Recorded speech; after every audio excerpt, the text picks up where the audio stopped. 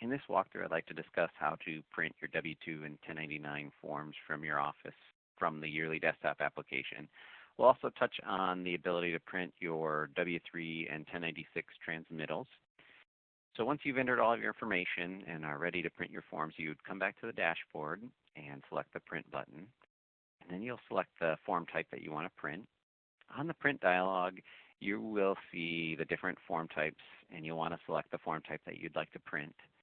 And then in the middle column where it says Select Copy, we have a lot of different formats. So we have the 2 per page, 2 recipients per page, or a 2-up form that has the same recipient on 1 page, or we have 3-up options, or 4-up, or even the universal format, and also the pressure seal format. And then below the copies, or the different formats that we offer, is a selection for your blank forms or your pre-printed forms, and you can toggle between whichever one you would prefer. We have many different print options between the two. And then once you feel confident that you want to go ahead and print, you can hit the Preview button, or you can print via the Print button as well. If we look at the 1099 print options, you will see a very familiar screen of what I just showed you.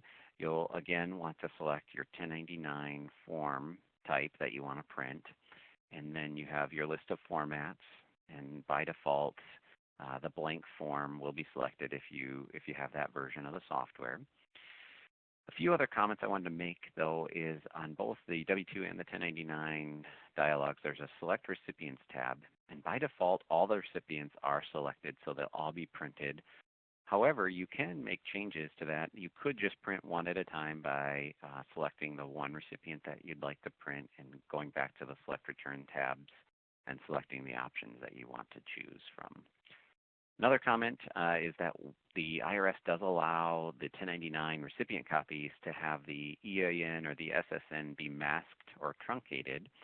And by default, that is a setting that is not checked, but you can always check the box each time you want to print, or you can change it in the settings menu.